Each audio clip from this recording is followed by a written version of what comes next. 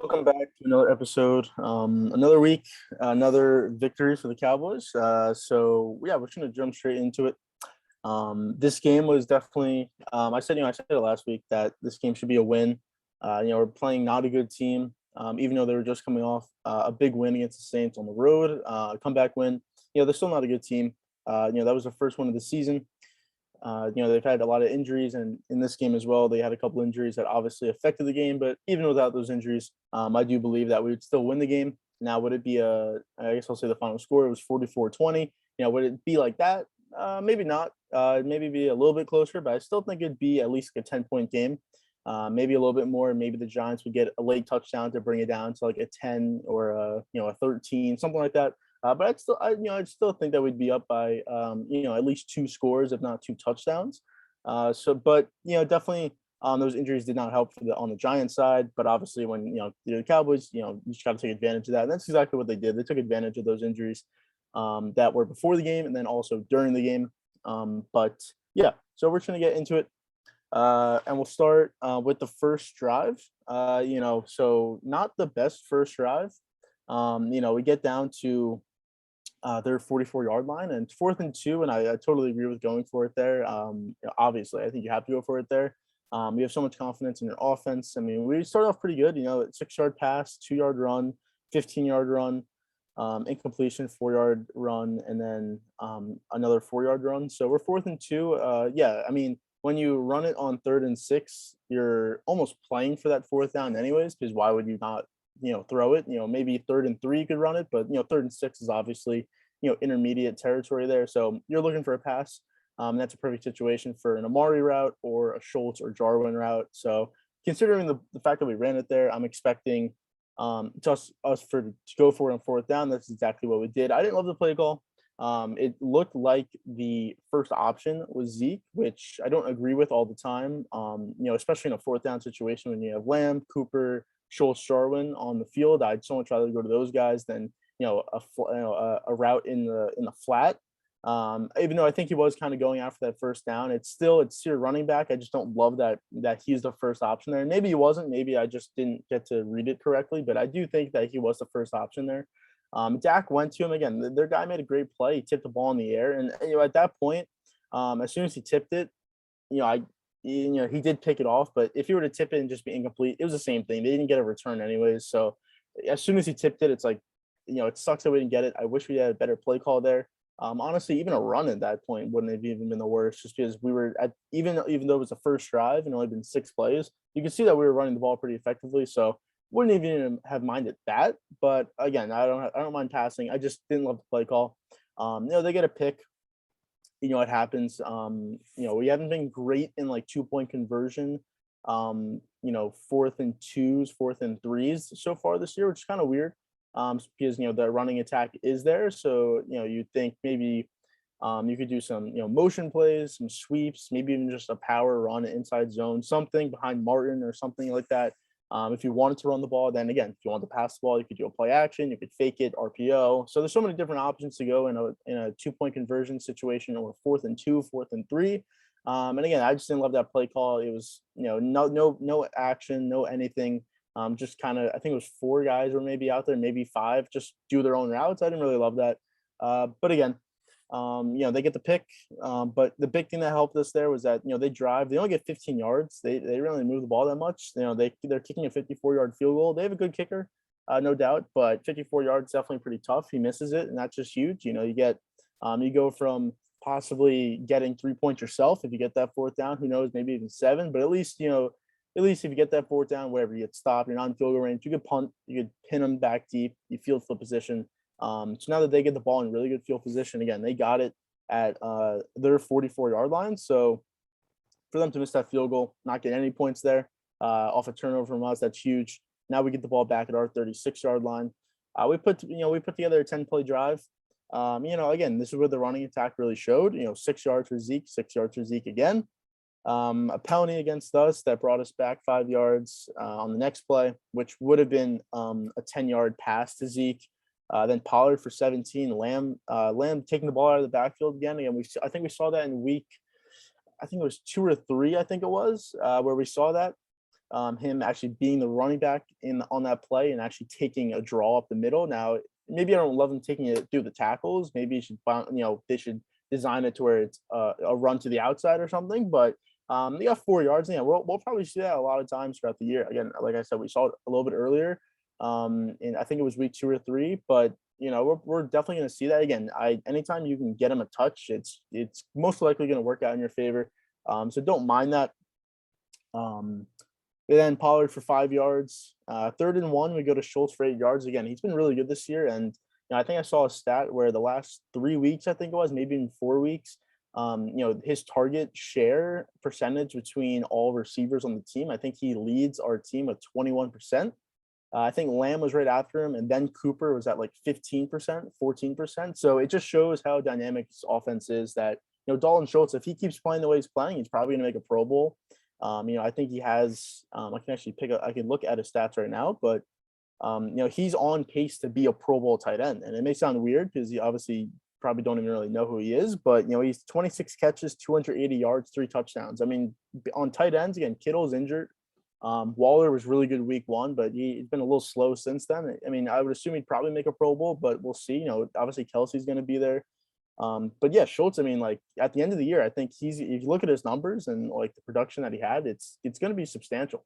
And it's just because of the players that he plays with. Again, you have to worry about Cooper and Lamb, or Zeke in the running attack.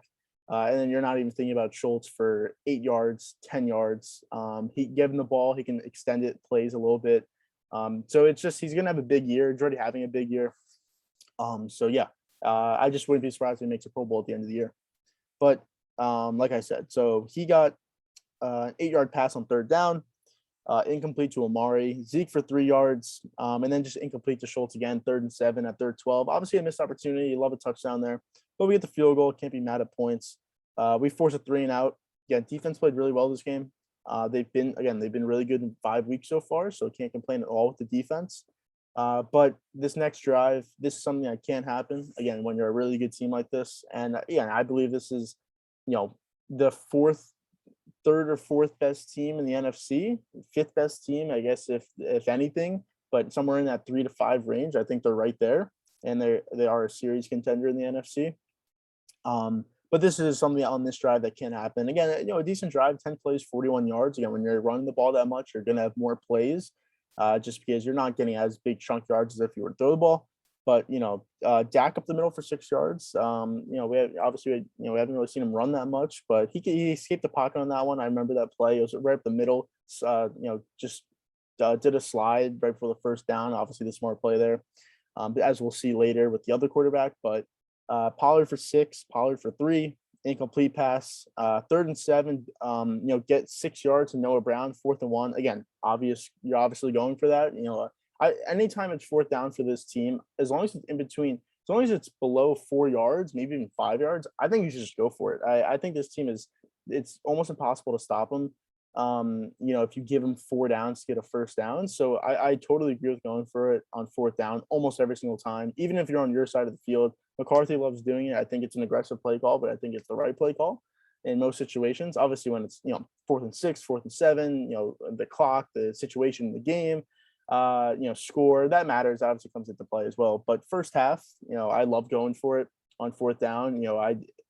There's sometimes where I'll say something and then they'll do the other thing, and I don't really agree with it, obviously. But anytime it's 4th down like that, I think it's almost an automatic go-to or go for it. So 4th and 1.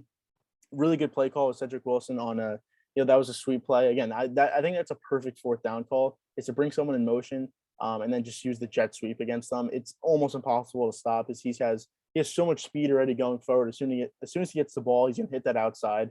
Unless the defense makes a perfect play on it, it's almost impossible to stop. So Cedric Wilson gets 6 yards. Zeke for 5, Zeke for another 12 yards. We're at their 5-yard line. Zeke, no gain, but then we get the fumble from Dak.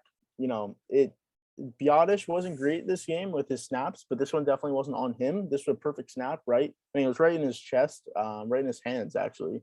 And I don't know if it was a run or if it was going to be an RPO. Obviously, we couldn't tell because Dak fumbled, but it was definitely something. Zeke was definitely going for the ball, so I don't know if it was an inside zone or if we were gonna fake the run and then hit. I don't know who was on the bottom of the screen at that point, whether it was Amari or CD, but hit him on a slant or something like that. But I guess we'll never know because Dak, yeah, I don't know if he just took his eyes off the ball or what, but just hit him right in the hands, fumbled, trickled out to the right, and they just jump on it. We're at the 5 yard line. That's you got to score touchdowns there. So not to get any points. I mean, that was just against a good team. That's going to cost us. Against this team, it didn't, and it's just something that you can't do against the really good teams because they're going to make you pay. They're going to score. To have 2 turnovers in your first 3 possessions, and then to not give up any points is amazing. But I kind of look at the other team in that situation and say they're just not that good. I don't know if they're going to put up those points. Especially not 2 touchdowns. Again, if you're going against a Packers, a Bucks, a Rams, they're at least getting a touchdown and most likely getting 10 points, if not 14 points. So that just can't happen. Especially when we're already up 3-0, you get that it's 10-0 and you're already feeling confident going into the game, but being up 10-0, yeah, you feel really confident at that point, and it probably turns into a blowout there. But again, that didn't happen. It's still 3-0. They get the ball. We forced a 3-and-out, and this is actually where Saquon got injured. So one of their first injury that I guess that happened, Saquon rolled his ankle. He was out for the game. Again, I don't love Saquon that much anyways. I think he's just a huge hit or miss guy where some games, he's going to have a huge game against the Saints game. He had a big game, but there's so many games where he'll have nothing. I mean, he'll give you 10 rushes for 25 yards. I mean, and even if he breaks out one play, it's just all of his other runs are 2 yards, 3 yards, -1 yard.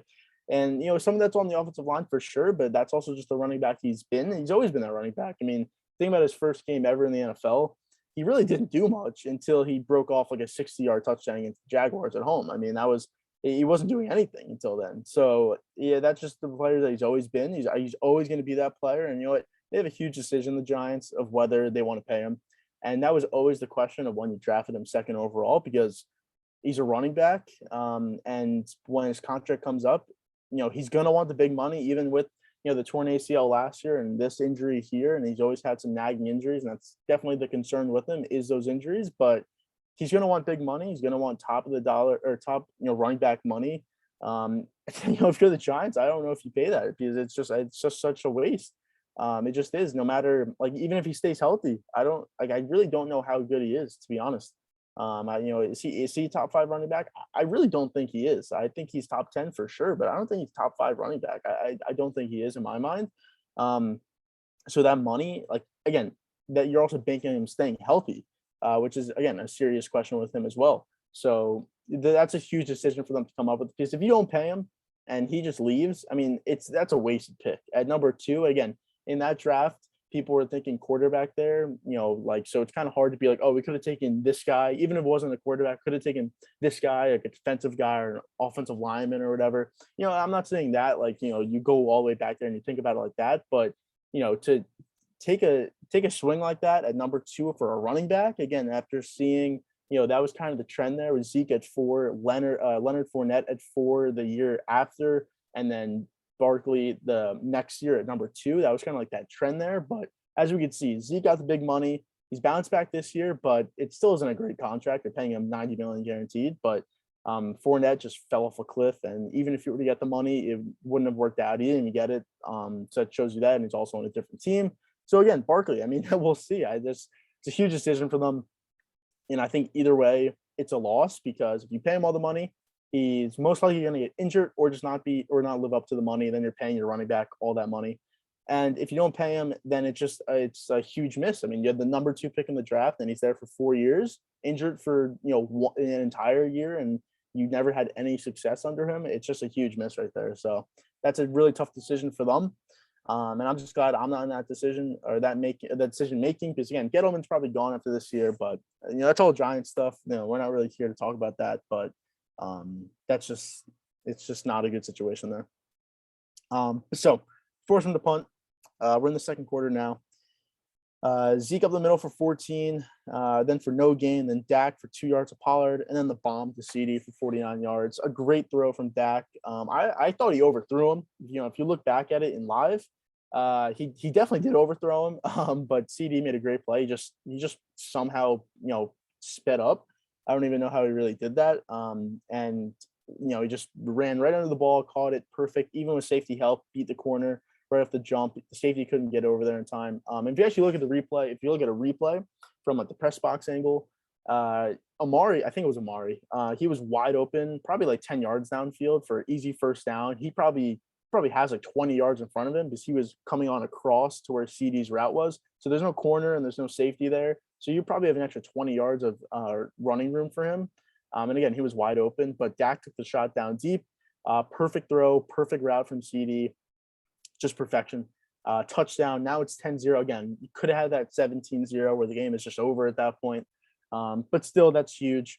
And again, in a game where we ran for 200 yards, to have a 49-yard touchdown like that, like an absolute bomb from Dak, because they were playing two safeties high almost the entire game, so you really can't throw deep shots there. That's Lamb had, besides the touchdown, Lamb didn't really do much because we weren't really throwing that much, and we couldn't hit we couldn't hit guys down the field.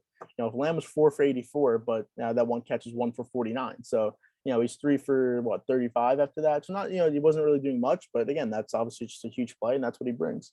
And he could do that. So it was huge. Get the touchdown there. Again, go up 10-0. Giants come down, get a field goal. I mean, kind of expect it. You go down 10-0. You got to put a drive together. Now you got no Saquon, so you don't really got to worry about the running game as much. Even though you didn't have to really worry about it as much before, obviously it is still an elite athlete and a guy who can break a run against you. You bring in Devontae Booker, he's not going to do that.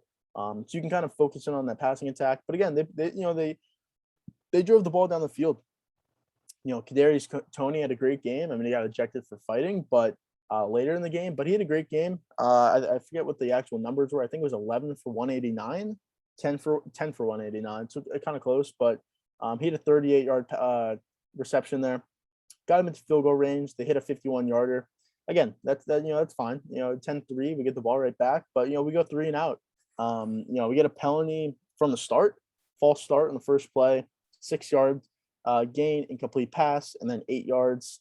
It was 4th and 1 on our own 34. Again, this is a situation where I thought we were going to go for it. We brought the offense out, but we're trying to get them to jump off sides, call timeout, and we punt it. But I really thought we could have went for that. They couldn't stop the run. We have so many plays that we could run there that I did think we were going to go for it, even though it was on our own 34. But we elected not to do it. Again, I didn't really mind. I would like to see him go for that, but it does make sense, obviously. We great punt. I mean, we got them down to their 12-yard line from being in our own 34. So obviously an amazing punt there. But they put a really good drive together. 12 plays, 88 yards. They get a touchdown. So that's something you don't want to see, considering it's a team that really can't move the ball down the field, missing. And at this point, Kenny Golladay also got injured, so didn't talk about it on the broadcast because he kind of just left the game. Wasn't doing anything before that, anyways. I don't think he got a catch, but.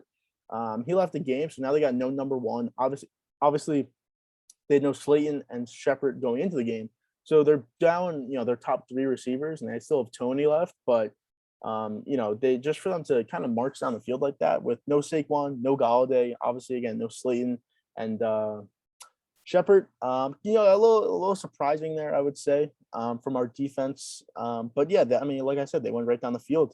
It was kind of a mix of the running attack and the passing attack. They get a touchdown. And this is where the Daniel Jones injury happens, where they get down. So they're at a 30-yard line. They get a 28-yard pass to Kadarius Toney. Now they're at a 2-yard line, 4 minutes left in the half. Again, this is a point where like our defense so would have just given this touchdown up on the first play. They just run something inside. They get a touchdown.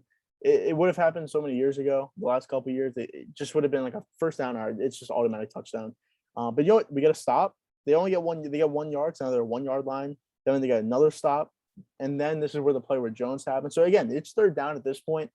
They tried 2 inside draws, and I even said to myself, I said, why don't they just have Jones trying to run the ball in? Whether it's he fakes the handoff and just goes around, which is exactly what he did. If you remember that Peyton Manning play the Broncos had against the Cowboys in 2013, I want to say it was. It was like a shootout game against when Romo was the quarterback. It was 50-46 or whatever the score was. He just obviously not thinking Peyton Manning's going to run the ball. just fake the handoff. He goes all the way around, walks in for a touchdown. I mean, that's basically what they tried to do. But again, when you have Jones, you still are thinking about the run because obviously he can run it.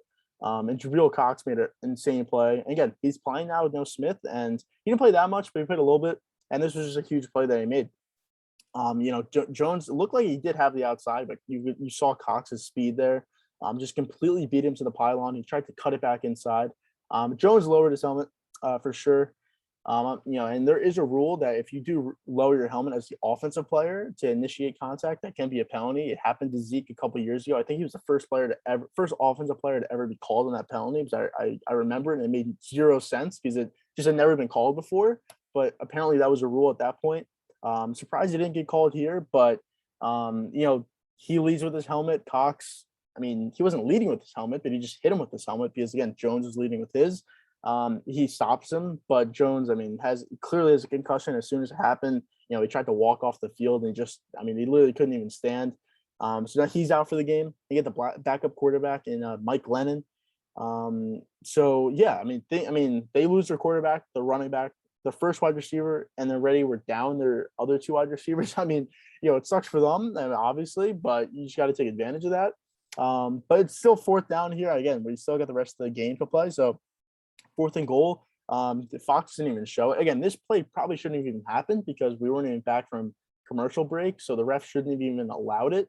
But somehow it happens. Again, would they've scored even if, it was normal or whatever? I mean, probably. I don't know. But we did stop them 3 times in a row, though. But whatever, they score. When you're at the 2-yard line with first and goal, I'm expecting you to score. So whatever. We did stop them 3 times. It was good to see. But yeah, they scored. So 10-10. I mean, not 10-10. Without all those players and stuff, would love to see that, I would say, especially all the missed opportunities that you've had so far in the first half. But we come right down, score a touchdown.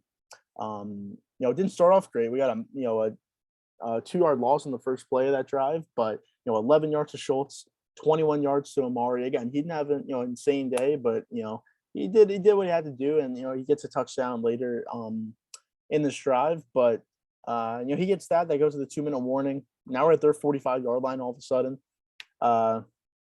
Dak, he got sacked. I mean, it was just -1 yard. It wasn't really much, but Schultz for 7 yards. Schultz for 15 yards again. Like I said, he just gets catches, he gets yards. He's just going to pick up everything that's shallow. That's where the linebacker space was. He's just going to be right there catching balls, turning up fields, getting 8 to 15 yards almost every single time he catches the ball. Incomplete to Noah Brown there. He actually played a lot more than I thought he was going to play this game, but and then it's just an amazing route from Amari. Set the corner to go outside, cuts it back inside. Dak puts a perfect ball in between the safety and the corner, right to Amari, right in the end zone. Perfect route, perfect throw. Just needed that, to go into half. Again, there was only 36 seconds left when that touchdown happened. Basically just going into half, get up, a touchdown, go into half with the lead, get confidence back in your team, knowing that this team is injured and just not good anyways. And that, the second half should be our half. And that's exactly what happened. So we go into the half 17-10. They get the ball to start the second half. They do get a field goal, 7-play, 42-yard drive. So again, it was a 51-yard field goal. It's not like they had, it's not like they got all the way inside the red zone or something, but would like to see a stop coming out of the second half there. Gets a bad team, get the offense the ball back, let him score a touchdown, let it be 24-10, and then the game's a blowout. So, but it's still, our offense comes, we get the ball, 10-play, 75-yard drive. Dak to CD for 11, Zeke for 4 yards, incomplete pass to Amari there. And then they officially announced that Jones was out and then Galladay was out. That was official, but we obviously knew that from the first half. Dak for Schultz for 30 yards. Again, 30-yard play from it. He's just going to get yards and catches. That's what he's going to do.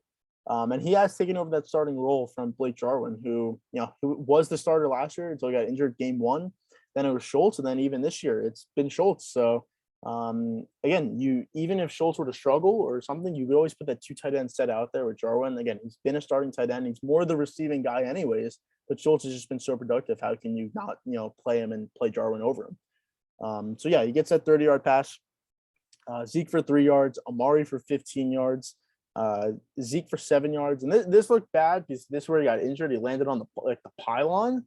But it was like the secondary pylon. It was the one that the chain crew uses to mark, the first downs or whatever. And it was he landed like it wasn't like soft like the actual pylon. It was like almost like it was like hard like metal or something, and he like landed right on his back, right where the shield, like the protector on his back doesn't cover, and it was like it could have looked like a lung or like a rib or something, a cracked rib or something. He landed right on it.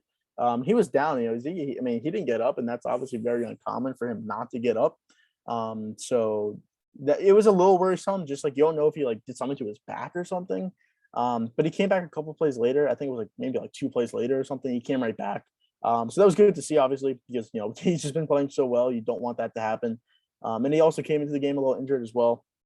But incomplete pass to CD after that. So we're 3rd and 3 at their 5-yard line. Again, another situation where you need a touchdown. You can't not get a touchdown here. Even if you get points in a field goal, you need a touchdown. Just keep putting on this team. The more you keep piling on this team, the other team is just not going to be able to come back. We got 3rd and 3, but they got a defensive pass interference. It was pass interference for sure. He hooked Lamb in the back. They almost didn't call it, which was crazy. But it was clear. It was clear and obvious. Wasn't even close to not being a penalty there. And that obviously that's huge. Now we're 1st and goal at the 2. Zeke for -2 yards again. Don't love to see that, but an amazing play call from Kellen Moore. And this is actually what I just watched, so like his press conference from I think it was yesterday or maybe even today about that play. And it's a fake motion sweep or fake jet sweep with Pollard coming from the right side, on your TV screen or whatever. It's a fake sweep there, then a fake pitch to Zeke to the right side. And the route was supposed to be to CD on a slant. He was also on that right side with Pollard. So, you think about CD is like here, Pollard's here. He comes on the jet sweep. Zeke goes for the fake pitch, and then Lamb is going for a slant right there. And that was the first option. That's what I thought when I first saw the play. I was like, oh, I saw Lamb, and it looked like Dak did want to go to him. I don't know. I forget if he was double coverage or the guy whoever was guarding him just had good coverage on him, but it wasn't open. And then, off that fake pitch, the defensive end, he went to Zeke at first, but once he realized it was a fake pitch, he went straight to Dak. And then no one was covering Zeke because Lamb brought the corner over from that side. So there's no one on the right side. No one picked him up after the fake pitch.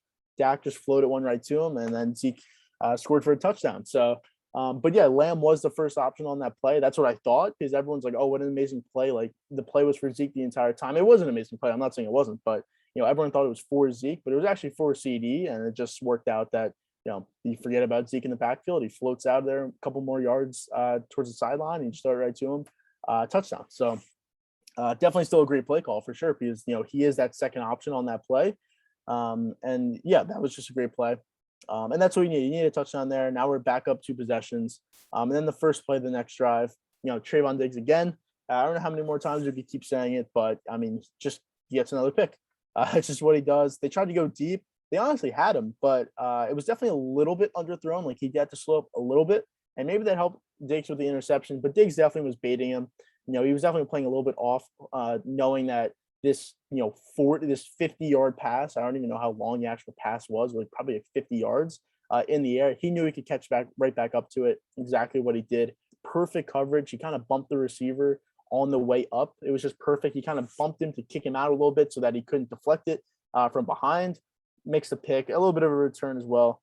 But that's 6 picks in 5 games. He's just incredible right now. And people are going to say that he may have got burnt by Tony this entire game. One, he wasn't covering Tony the entire game. He was covering Golladay in the first half, and then the second half, I know he was covering Tony a little bit, but he was not covering him the entire time. I don't know how many yards actually were against Diggs, but it's not like he got burned for 189. Maybe he got burned for like 80 yards or whatever. Maybe half of those yards were his. Maybe even not. I don't even know. I don't know what the stats are, but he played incredible cornerback today. Even in the first half, he had a couple of plays that he could have picked off. One he almost picked off, but it was a ball for the sideline. It was just to throw it away, and he somehow almost picked it off. And then there was another one on a double move, which he played great coverage on, and he almost picked that one off as well. So he's all around the ball. He's making great plays. Again, another pick. I'm not even like expecting him to make a pick. Like, obviously I hope he does, because it's just a turnover for us, but it's just crazy how every time there looks to be a ball that could be picked off, it's right to him every single time. And he almost had a pick as well in the first half, where the play that Golladay actually got injured on was it was just a crossing route, and Diggs definitely was beat, but he just came from right behind him instead of trying to like play behind him and try to bat it or something or try to force it out when Galladay caught it. He just went right behind him and he just sped up again the speed that you see from Diggs, and he just went right in front of him and almost picked it off as well. So he's making incredible plays. It's just good to see a cornerback like that. Like, again, we just haven't seen a corner like that in so long for our team. A ball hawk, but also a guy who can shut people down. It's just incredible to see. So we get the interception, put a little drive together. We get a field goal. That's not bad. I don't mind the field goal there. Again, obviously you love to get touchdowns, but just get points off turnovers, something that the Giants couldn't do that we could do. I mean, that's just great to see. So we get the field goal there. We actually fumbled by Pollard right on third down. It was 3rd and 19. We got a sack or whatever. So we're trying to get yards. Pollard, he almost actually broke it for the first down, but he did fumble. But at least we turned up on that one. Again, that could have been really bad as well, because we turn the ball over, we don't get any points. Again, they could come down and get a touchdown. You never know. But we get points. And then they put a drive together, 10 plays, 73 yards. They get all the way down to our 2-yard line. They definitely drove down the field. Glennon really didn't look that bad. Maybe it's just we weren't expecting him. So we're probably playing a little bit soft as well. But he definitely didn't look bad. He's definitely he's like a more traditional quarterback. It's a pocket passer, and he can definitely throw the ball for sure. We'll see what he looks like when a team actually is preparing for him, because I'm assuming Jones isn't going to play for their game next week. I would assume, and they play the Rams, so they're probably going to get demolished, but we'll see what happens. But yeah, they went down the field. They get 4th and 2. Obviously, you're going to go for it. That situation, you're down, 14 points. Field goals don't do anything, especially when there's it's now 4th quarter, 12 minutes left. It could have been pass interference. I don't know. I think he slipped on the route. Tony did. I think he slipped, and then Brown kind of just like fell on him. Maybe it was pass interference. Maybe dragged him a little bit. I don't really know. I can't exactly remember the play, but I think he did slip. No call. They didn't give it a call. And then obviously the game was over at that point. But we do put together an 8-play 98 or 9-play 98-yard drive. Zeke for 10 yards. Zeke for 2 yards. We had an 18-yard pass, but it was a penalty on Terrence Steele for unnecessary roughness. So technically the play counts, but you had 15 yards from the spot where where that pass ended. So it was basically like a 3-yard gain. Kind of think about it like that. And then we get 22 yards to Noah Brown. This was Cedric Wilson passing the ball. He had CeeDee Lamb wide open again in this press conference from Kellen Moore. They talked about it. He literally said like Lamb was wide open. And both guys were wide open, but Lamb was for sure a touchdown. Brown at least had like the corner, I think, coming over from the left side or whatever. And he underthrew it anyways, but yeah, it's still a 22-yard pass though. Then Zeke for 2 yards, Pollard for 7 yards. Then Dak to Cedric Wilson for 35 yards. A great pass from Dak. Great catch over the shoulder, back shoulder on the sideline. Amazing throw, amazing catch.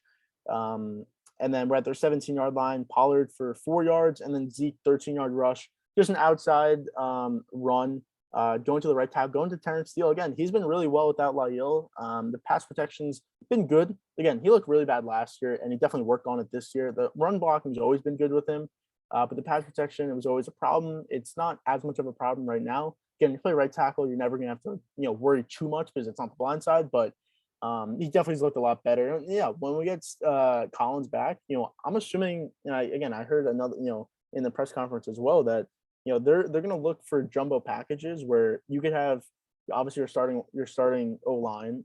We use this with McGovern. He comes in at fullback, or he'll play tight end, and we just do jumbo packages. But they were saying we could do a McGovern at fullback and a Steele at tight end. I mean, that's just a huge package. That's 7 offensive linemen out of your 11 offensive players. So that would be insane. We'd run the ball. I don't think anyone could stop that. I mean, how could you ever stop that with 7 offensive linemen out there? But yeah, Zeke for 13 yards, his second touchdown of the day.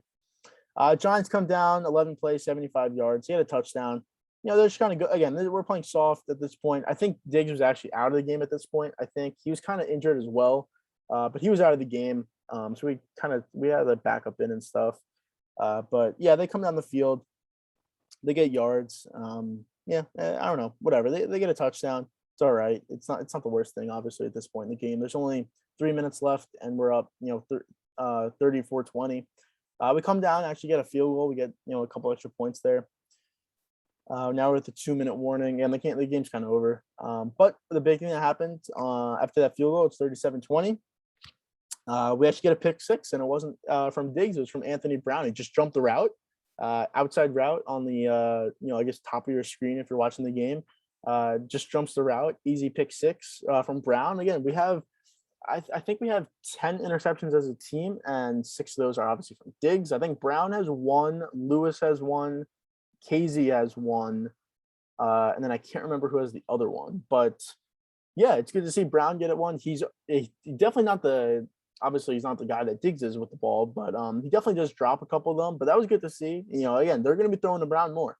Him and Lewis, Lewis in the slot, and then Brown on the outside. They're going to be throwing to them a lot more, with Diggs now, definitely solidifying himself as a lockdown guy, at least for right now. So they're going to see a lot more balls coming their way.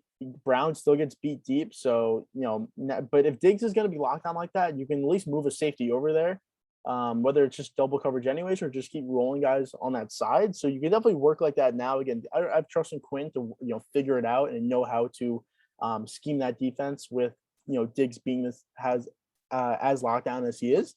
So we'll see, but again, that's good to see.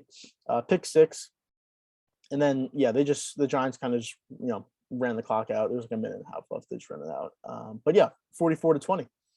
Just a couple stats, I guess.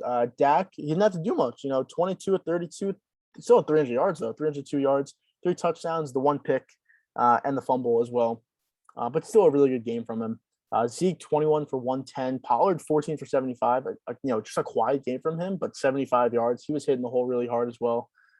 Zeke obviously had the rushing touchdown and the receiving touchdown. Like I said, Lamb was 4 for 84, the touchdown. Schultz 6 for 79.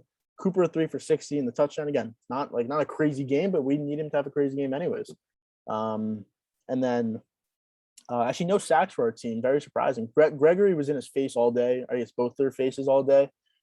He had a monster game, even though it's not going to show up on the stats in sacks wise. He had a monster game. Parsons, again, traditional linebacker this time. He only really was on the defensive line a couple times, and and there was other times where he was lined up there, but he just dropped back in coverage. So they're kind of straight away from him using as the pass rusher. Again, maybe that changes based on offensive line. The scheme that you want to play, if it has a good favorable matchup, of course. I definitely would like to see him on the defensive line, more, because he's just he's such a good pass rusher. It's crazy how good he is as a pass rusher. And he just forces guys to just, bring doubles over to him or have a running back try and block. It frees up Gregory on the other side. So we could bring blitzes in as well. So we don't really blitz that much, to be honest, but he still had 3 quarterback hits, despite not really even rushing the passer that much. But it's just a really good game from the defense, from the offense.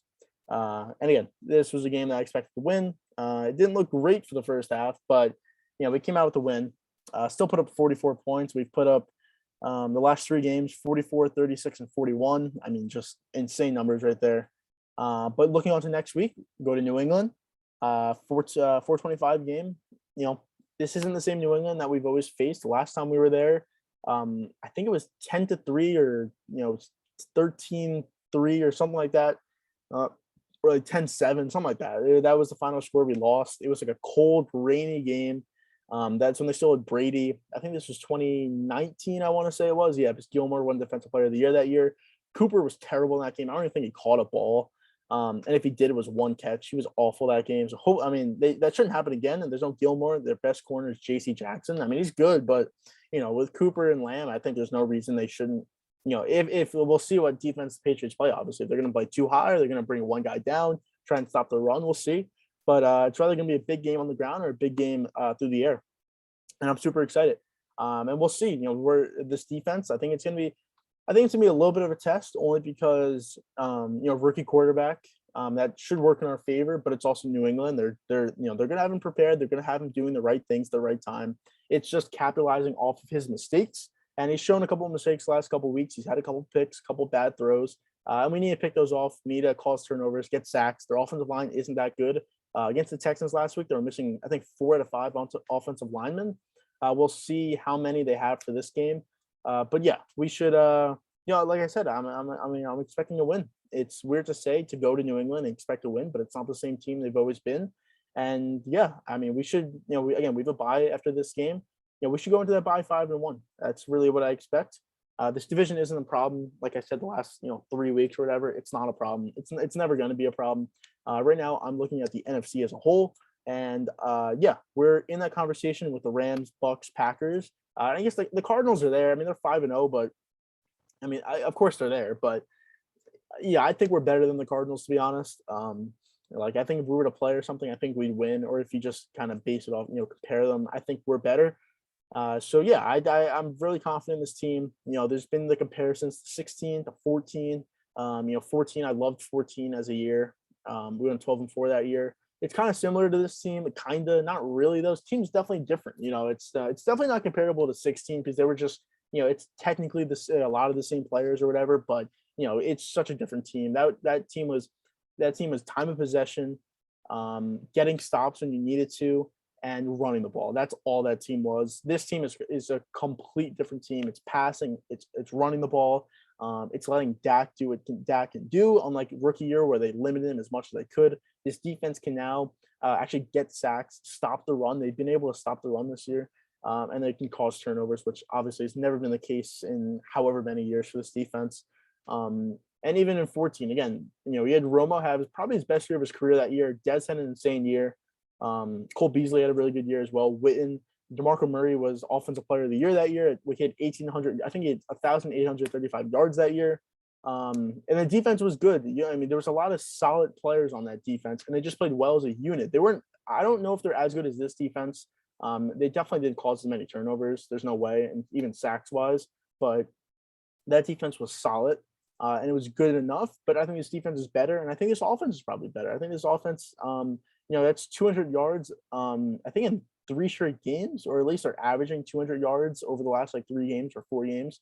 So I think I actually saw the stat. In the last 4 games, they've rushed for 803 yards. I think it is. I know it's over 800. I think it's 803 yards that they've over the last 4 games. I mean, that's really impressive. And that starts with Zeke, starts with the offensive line. I'm really confident in this team, and like I said, I expect to be 5-1. Send Drew's Patriots at 2-4. Again, this episode next week is going to be both of us. We're going to combine both of our weekly Patriots and Cowboys reports, and we're going to do it together.